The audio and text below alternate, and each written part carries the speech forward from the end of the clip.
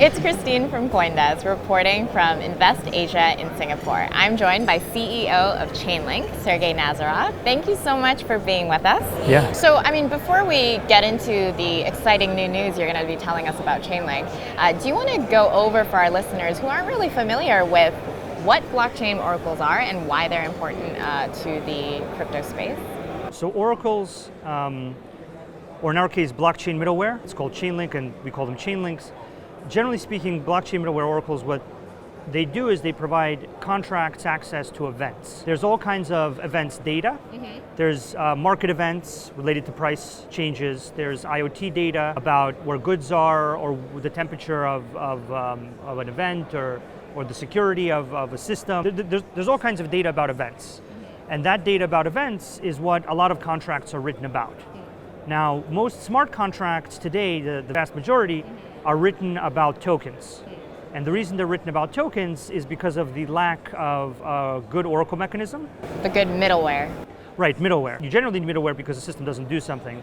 In this case, smart contracts, due to the way that they're secured, they can't talk to these events. The contract state is secured by the miners. So you wouldn't want one miner being responsible for triggering your contract with API data, because then they would have complete control over its outcome. And if you have thousands of miners, all of them going to ping one API introduces a security vulnerability, as well as a number of other big security issues. So the security model of how smart contract state is secured precludes the connectivity to weaker, less secure external systems. But those less secure external systems do house a lot of events data that you would want to write a contract about, that it goes beyond just token movement. What secure blockchain middleware does is it allows the contract to expand into the world of being written about events while maintaining its security. Tethering it to the real world. That's what blockchain oracles do. Right, I think you're putting it like in clearer terms. I think you're right. Tethering it to the real world. Gotcha. Both from the point of view of consuming events, and from the point of view of even the smart contract generating an event. So for example, if a smart contract wanted to send a bank payment, it would need to generate an event, and then it would also need to know that something like a bank payment was completed. So now that we know what blockchain oracles are, what they do, and why they're important, let's talk about the commitment from Chainlink, newly announced today at Invest Asia, to launch 7 new reference datasets, public reference datasets for any user to use, incorporate into their smart contract. And tell me about the significance of this announcement, and also the specific use case for it for decentralized financial applications, such as Compound, or I think the second one was synthetics. So what we're basically doing is we're taking categories of data that we know large groups of developers and dApps need. Such as ETC to USD, BTC to USD. Right, ETH to USD, BTC to USD, ETH, a whole bunch of different other data points. Yeah, that you know are popular. Right, that we've kind of reached a point in the space's development where we now know that we need to have a large amount of these data sets. And because we actually see people building markets around them, whereas before this might have not been the case. So kind of the popularity of decentralized finance has really given you guys a greater understanding of this is what. It's shown a clear demand for a reference data set that's very secure. Right now, we can authoritatively say that we have the most decentralized, most Sybil resistant, most highly audited set of oracles. What we basically realized is that replicating that oracle network that's creating that ETH USD price on chain can be expanded to many other data sets that people want to build markets around. So tell me what the Compound and the synthetics applications were relying on. What price data feeds were they relying on before Chainlink? So it's a whole mix of things, and with synthetics, there's an announcement that they're already integrating with us, and that's in process. With other folks like Compound, we're kind of hopeful that they'll see the value in this, and they'll want to use these types of data sets because. Do you know what they're using now? I think a lot of these different folks, they use a mix of things. Okay. Some of it is a closed source Oracle that maybe they've built themselves. But generally speaking, our point of view is that we want to contribute to any Oracle network because we have very high quality node operators that would be able to add more security to any Oracle network regardless of who's already feeding into it.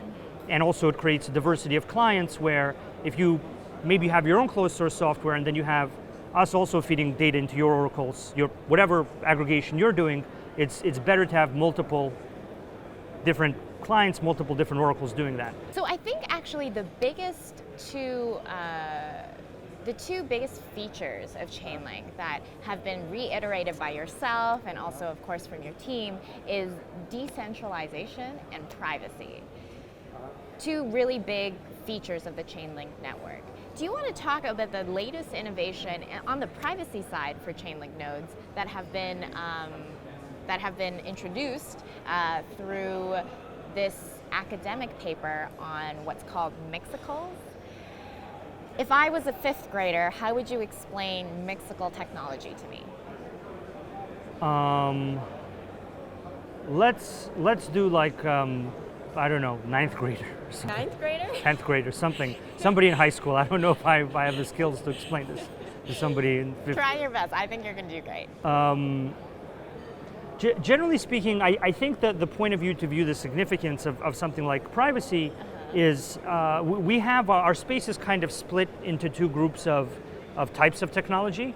There's the public chains, which tend to win on network effects, where public chains generally lack some critical features is this privacy dimension.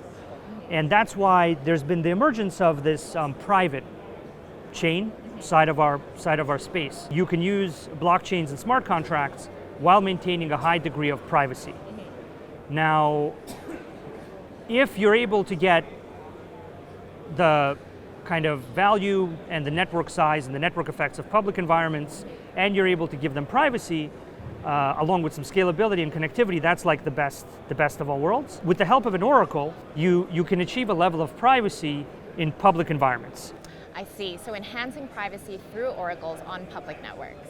That's right. Mixical technology. Right, that's what Mixicals does. Only the people that know what the oracle's doing know what's actually going on, and that also gives you a lot of capabilities around proving it to the relevant auditors or whoever you need to prove it to, without having to disclose it to the whole world. Gotcha. Which is actually how contracts work.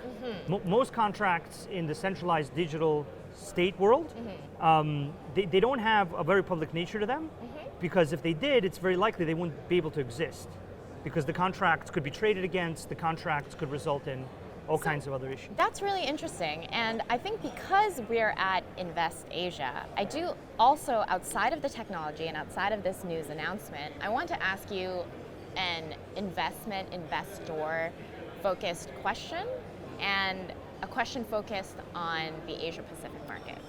So my first question on the investment side of things is, very recently VentureBeat had come out with a blog post in representing data from this blockchain analytics company called AnChain, and they had found evidence to support quite significant pump and dump activity with the Chainlink token, causing the value of the Chainlink token to drop significantly.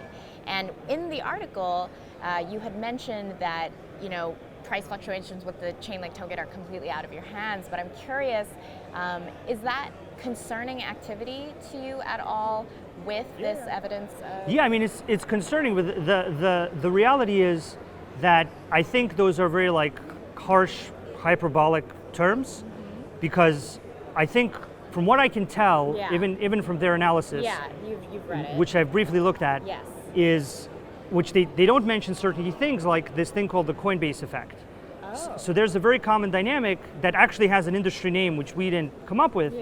For whatever reason, when you get listed on certain exchanges, there tends to be a price rise, then a gradual decline. I see. So their research doesn't mention the Coinbase effect, which I don't fully understand. But just to clarify what that is, that effect, if you assume that it's real, seems to make the largest contribution to their analysis. So is Chainlink doing any investigations on their own into this recent activity? What do you think can be done, if at all, from the Chainlink side to protect investors on people who are holding Chainlink tokens from this kind of volatility? So I think the nuance here is that like crypto markets Yeah. and the companies that build technology Yeah. are to a large degree separate. Like this Coinbase effect that I mentioned, Yeah. like the token that was listed after us, Yeah. it had the same dynamic. Okay. It was Tezos and it went up very fast and high, Yeah. and now it's gradually getting reduced. Even just taking this example, Yeah. we don't control when something gets listed on Coinbase. So we don't control this dynamic.